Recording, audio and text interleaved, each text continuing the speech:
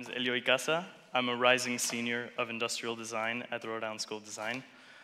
Thank you so much, Alex and Andrew and Michaela for inviting me. I'm very excited to be here, and it's been amazing watching all the projects that are going on. I also want to thank my aunt and uncle for coming. I'm glad you're here. So I first went to Music Tech Fest Boston.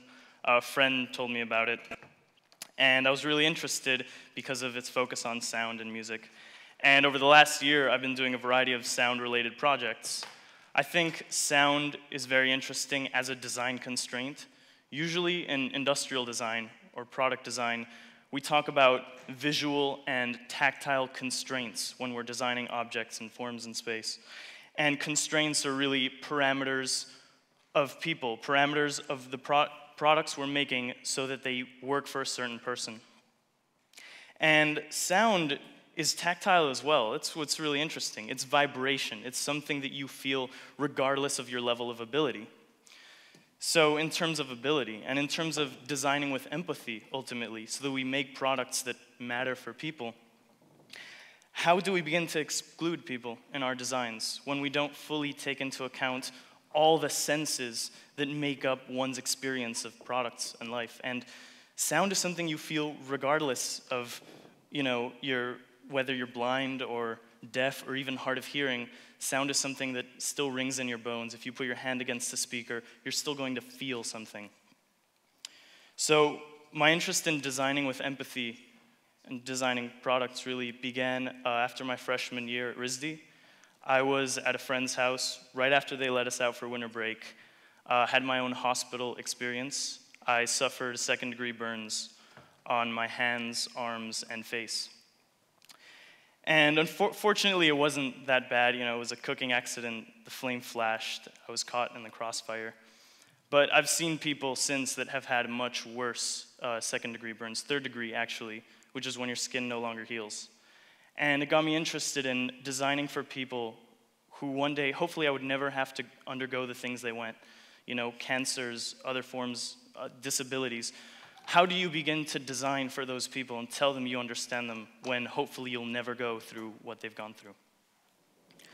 And so by the time that I could choose classes in industrial design, because your first year it's prerequisites, you learn how to do shop skills, you learn branding, graphic design, all the like. I chose a class called Investigating Normal, and it was a class focused on questioning the term prosthetic. What does it mean to make assistive technology? And I had an excellent professor called Sarah Hendren who taught us that all technology, everything we're doing here, is assistive technology. Why do we look at the person in the wheelchair differently than the person using the car? The car is movement from one point to another, as is the wheelchair. They extend technologies, media, extend our ability to do things in space. The same way that the radio is to project speech, as the wheel is to movement, so all technology allow us to extend what we're capable of.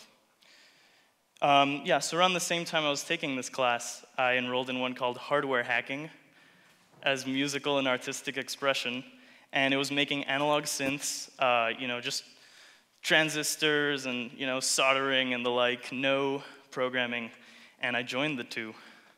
And this is my Prosthetic Synth. So the rest of my presentation are going to be these projects and explorations in sound and healing. So I'm going to play a video first. Is it up? Word.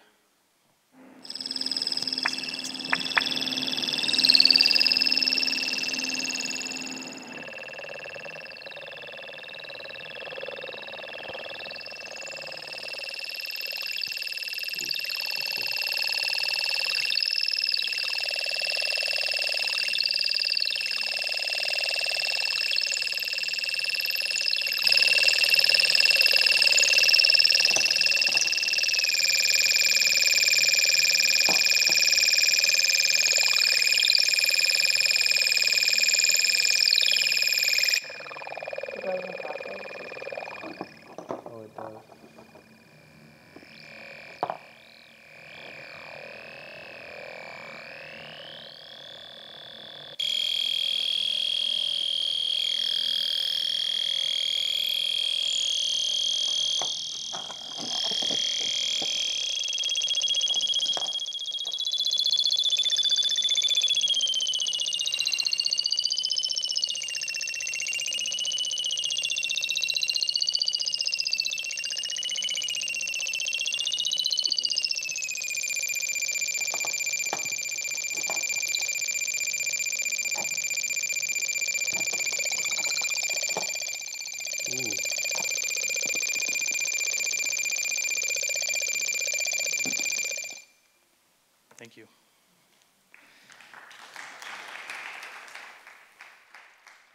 So the prosthetic synth, you're not meant to listen to it with your ears, necessarily. So you saw the sound was output through a little contact mic, which isn't a regular speaker. It's just a little disc that vibrates. You put that against your skin, put your arm in this sling that's mounted with a sequencer.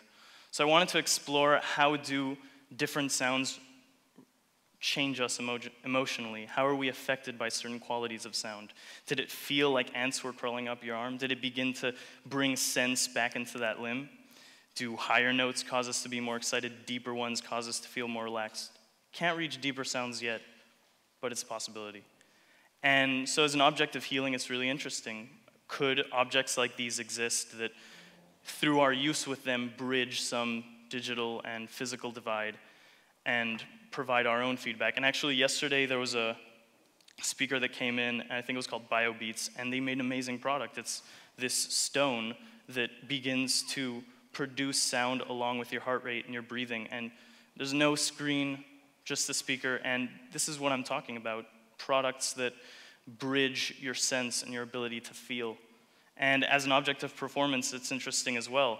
This limb that one might see as incapacitated or disabled is no longer receiving criticism, receiving opinion. It is projecting its own voice. It is saying that it is more, it can be more.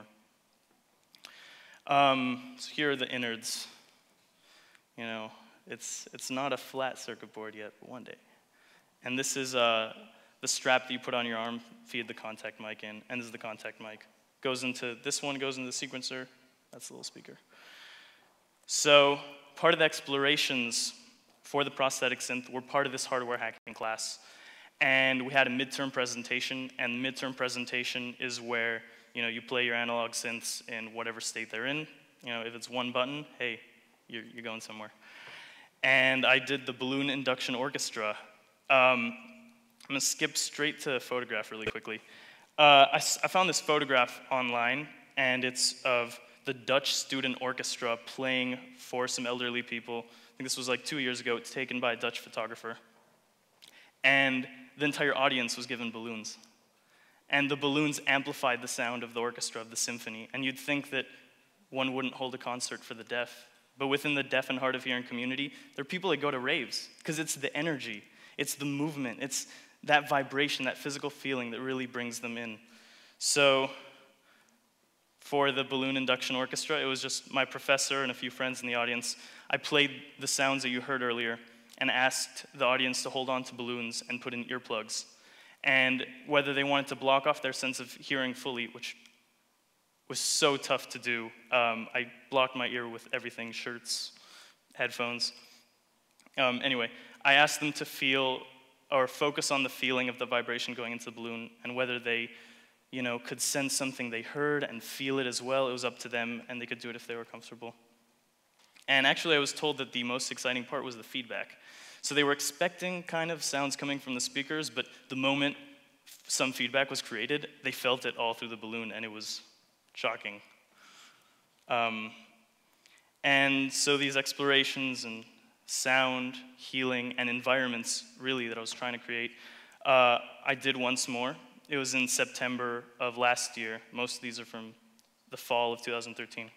And I did the Hospital Soundscapes project. And Hospital Soundscapes was the first workshop in a series of workshops that I organized with some friends over at RISD and Brown University that explore the intersection of design and health, science and art. And I co-founded Design Plus Health with Ravi Sarpatwari, who's a medical student at the Brown University Alpert Medical School, Drs. Jay Baruch and Enrique Marquez, who are professors and they're practicing doctors as well, and my friends Chris Herbs and Zoe Clark, both industrial design, and it's been amazing working with them. And so Hospital Soundscapes was an attempt to recreate the hospital soundscape, and that is the sonic environment that you're in order to begin to teach empathy to these students. So as a semester long of workshops progressed, we wanted students to focus on people of varying abilities and conditions that they would be learning about. So we recorded 3 areas of Rhode Island Hospital, the triage, which is where patients come in, the nurse station in the patient room to create like a really cohesive soundscape, and then we played them back with 8 surround sound speakers. I really have to say thank you to Sean Greenlee, who's a sound designer who teaches at RISD. So he's actually a drawing professor, and it's amazing for him to come from this completely different background and teach students about drawing and movement through sound. So I'm going to play this quick video. I wasn't able to clear the sounds of the hospital. You know, personal health information, we could only use them in an educational setting. I tried to say this was educational, but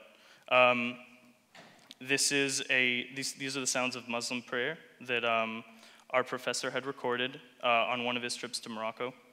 And so it begins, he recorded this right in the middle of a town center, and you feel like you're completely immersed because it's coming from 8 different speakers, and you're right in the center of all those speakers.